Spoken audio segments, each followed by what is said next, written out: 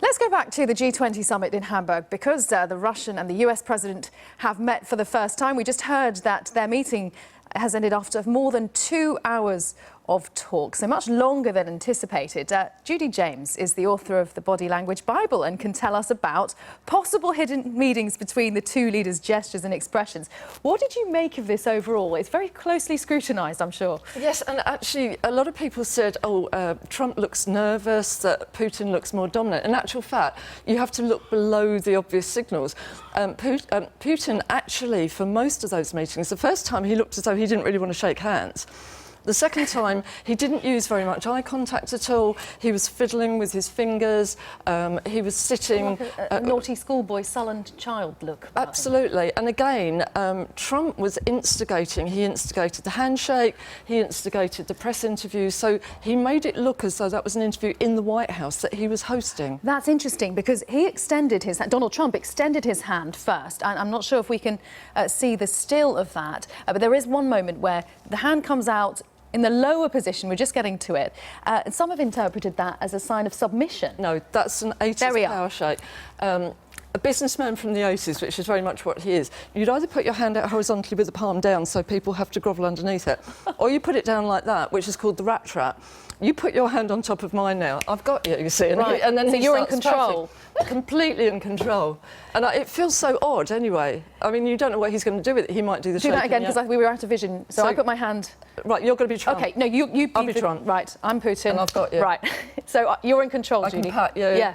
So the pat, that's also an interesting feature. Power patting, they all do it, all politicians do it. Putin is there's too many P's now. Putin is a really good power patter. But he actually lost out on this one because there was that iconic shot where Trump stood and patted him on the back. Show us the power pat again. Oh, well, the power pat will be... Trump broke open a new one, which is the lower arm underneath. But normally he'll do that one. But he also, if you face camera, he stood like that with Putin. It's like, you know, my boy. I see. So almost, so just showing his physical and everything else, his dominance. The fact that they're sitting down, there's no height difference really. There is a big height difference between the men. 7 inches. If they stand up. How much difference does that make? Well, funnily enough, Putin actually used the arms of the chair. I thought being the smaller man, he might want to sit further forward. But it did break it down a little bit. And Trump did slump a little bit. But while he slumped, he did steepling, and that's another power gesture. Steepling, very interesting. Steepling can be up there or down there, or down around the lower area with Trump. Both of them had their legs apart, this sort of man spread. What does that say? I'm confident, I'm a dominant male, kind of, I've got nothing to hide. Yeah, space and territory is very alpha, so you usually see an alpha will take up the most amount of room. Neither of them did it with their upper tools, so although Putin did splay slightly, but it's the lower legs. And he's done that in the White House. He does it with all the male world leaders. It's who can get their legs furthest apart. And the fact that we didn't have the tug-of-war handshake that we've seen from Trump, I mean, what did you read into that? Well, I think he knows when to tone it down, and I think he seems to be almost learning slightly.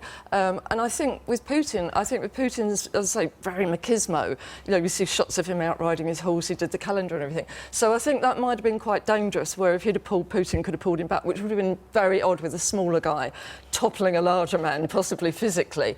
And the other thing with Trump, I think he knows with Macron and Trudeau, these guys are watching him. They're like Premiership footballers. They're watching his techniques and they're finding ways to outdo him.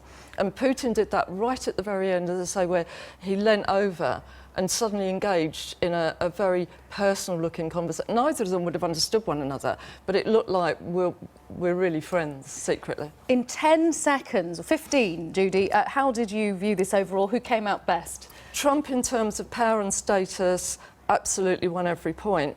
In terms of getting a psychological message across that we're friends, it was actually Putin. Judi James, thank you very much indeed. Fascinating. Thanks very much for being with us here on BBC World News.